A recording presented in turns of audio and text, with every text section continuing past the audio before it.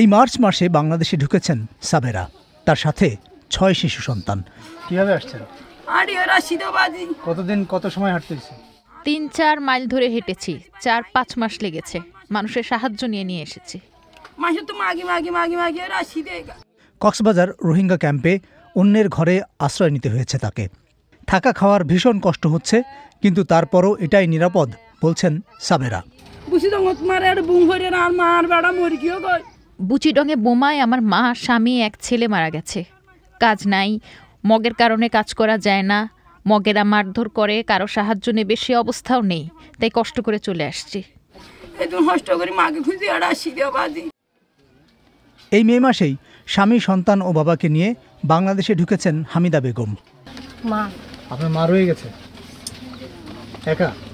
রোহিঙ্গা ক্যাম্পে আশ্রয় নিলেও এই হামিদার পরিবার নতুন আসা রোহিঙ্গাদের হিসেবের বাইরে রয়েছেন, কারণ মে মাসের আগেই নতুন করে 1,18,000 রোহিঙ্গা প্রবেশের তথ্য আছে জাতিসংঘ ও বাংলাদেশ সরকারের কাছে। নতুন আসা রোহিঙ্গাদের সঙ্গে কথা বলে যেটি জানা যাচ্ছে যে তারা মিয়ানমারে আরাকান আর্মির দ্বারা নানা রকম অত্যাচার, নির্যাতনের শিকার হয়ে বাধ্য হচ্ছেন বাংলাদেশে চলে আসতে। এছাড়া সেখানে যারা অবস্থান করছেন তারাও বাংলাদেশে চলে আসতে চাইছেন। আবার কেন রোহিঙ্গারা নিজ দেশ থেকে দলে দলে চলে আসতে চাইছেন, সেই প্রশ্নের উত্তর দিলেন বুচিডং থেকে আসা মাদ্রাসা শিক্ষক মকবুল আহমেদ। মোবাইলে ধারণ করা ভিডিওতে দেখান তার বাড়িঘর, ওষুধের দোকান, লুটপাটের চিত্র। মিয়ানমার আর্মি এবং আরসা সদস্যদের সহযোগিতার অভিযোগ তুলে সেখানে রোহিঙ্গাদের নির্যাতন করা হচ্ছে বলেও জানান তিনি। আরসার কাছে ওষুধ বিক্রি করেছিস, ভাত খাইয়েছিস, তোরাও আরসার সমর্থক। এসব মিথ্যা অভিযোগ দিয়ে আমার বাড়ি নিয়েছে, বিরাট ওষুধের দোকানও দখলে নিয়েছে। মকবুল আহমেদ জানান 300 জন রোহিঙ্গা একসঙ্গে বাংলাদেশে ঢুকেছিলেন গত মার্চ মাসে রোজার সময়। তার পরিবারের আরও 8 জন সদস্য এসেছেন ঈদের আগে। রোহিঙ্গাদের নতুন করে আসার পেছনে রাখাইনে নিত্যপণ্যের মারাত্মক সংকট একটা বড় কারণ বলে উল্লেখ করেন তিনি। না ওষুধ আছে, না ডাক্তার আছে, না হসপিটাল আছে, না খাদ্য আছে। বুচিডংয়ে নিত্যপণ্যের দাম মিয়ানমার মুদ্রায় কত সেটিও তুলে ধরেন মকবুল আহমেদ। মিয়ানমারের টাকা 17 কিয়াতের মান বাংলাদেশে 1 টাকার সমান। পেঁয়াজ 70,000, 1 লাখ 2 কেজি। 70,000। আর মরিচ 80,000, 1 লাখ। তেল 1 লিটার 20,000। কক্সবাজারে শরণার্থী ত্রাণ ও প্রত্যাবাসন কমিশনার জানান নতুন রোহিঙ্গাদের বায়োমেট্রিক পদ্ধতিতে নিবন্ধন করা হচ্ছে। অনেকেই নিবন্ধনের অপেক্ষায় আছেন। গড়ে এখনও প্রতিদিন 20-30 জন রোহিঙ্গা ঢুকে পড়ছে বলে জানান তিনি। তো যখন মংডু আক্রমণটা খুব চূড়ান্ত পর্যায়ে পৌঁছে, আরাকান আর্মি যখন মংডুকে দখল নেওয়ার চেষ্টা করে, তখন মূলত এই রোহিঙ্গাদের আগমনটা বেড়ে যায় এবং এটি গত মে জুন থেকে শুরু হয় এবং জুলাই, আগস্ট, সেপ্টেম্বর এই সময়টাতে আরও বেশি আসে এবং বিশেষ করে আমাদের সীমান্তে কিছুটা শিথিলতা দেখা দেয় যখন বিজিবিকে আইন শৃঙ্খলার জন্য বিভিন্ন জায়গায় চলে যেতে হয়, সেই সময়টাতে অনেক লোক ঢুকে পড়ে। রোহিঙ্গাদের দেয়া তথ্য অনুযায়ী নাফ নদীর বিভিন্ন পয়েন্ট দিয়ে নৌকায় করে তারা গোপনে বাংলাদেশে ঢুকছেন। টেকনাফ, সেন্ট মার্টিন ঘুরে শাহপুরের দ্বীপসহ বিভিন্ন জায়গা দিয়ে লুকিয়ে সীমান্ত পাড়ি দিচ্ছেন রোহিঙ্গারা। টেকনাফের এই যে নাফ নদী, এটি মিয়ানমার এবং বাংলাদেশের মধ্যে সীমানা নির্ধারণ করেছে। এই নদীর ওপারেই হচ্ছে মিয়ানমারের রাখাইন অঞ্চল এবং এই অঞ্চলটি পুরো এখন আরাকান আর্মির দখলে।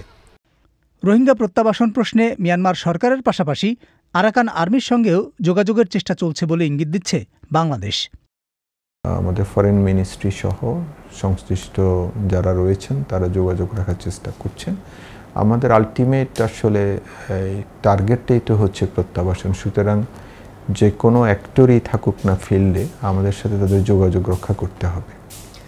জাতিসংঘ শরণার্থী সংস্থা জানাচ্ছে নতুন পুরনো মিলিয়ে রোহিঙ্গাদের মৌলিক চাহিদা পূরণ করা কঠিন হচ্ছে। তবে এসব রোহিঙ্গাদের নিজ দেশে ফেরত পাঠানোর মতো পরিস্থিতি এখনও হয়নি। তাদের দেশত্যাগের কারণ আছে।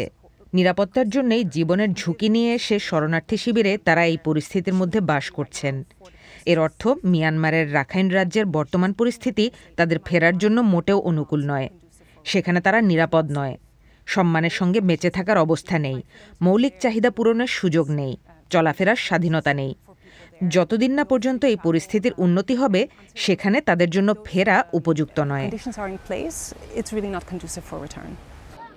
বাংলাদেশের অন্তর্বর্তী সরকার শুরুতেই আর কোনো রোহিঙ্গাকে আশ্রয় না দেওয়ার নীতিগত অবস্থান ঘোষণা করেছিল, কিন্তু রোহিঙ্গাদের অনুপ্রবেশ থামানো যায়নি। এছাড়া গত ৮ বছর ধরে রোহিঙ্গাদের সংখ্যা বাড়ছে, প্রত্যাবাসনেরও কোনো অগ্রগতি নেই। সব মিলিয়ে নতুন অনুপ্রবেশ এবং সার্বিক রোহিঙ্গা পরিস্থিতি নিয়ে উদ্বেগ বাড়ছে স্থানীয় বাংলাদেশিদের।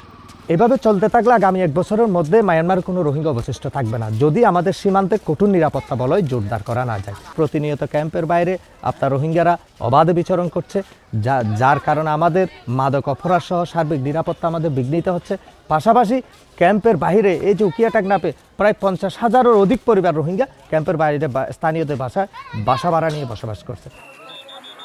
2017 সালে বিপুল সংখ্যক রোহিঙ্গা বাংলাদেশে চলে আসার পর কক্সবাজারের উখিয়া ও টেকনাফে 33টি ক্যাম্প নির্মাণ করা হয়। সরকারি হিসেবে এসব ক্যাম্পে 10 লাখের বেশি রোহিঙ্গা আশ্রয় নিয়েছে। আবুল কালাম আজাদ, বিবিসি বাংলা।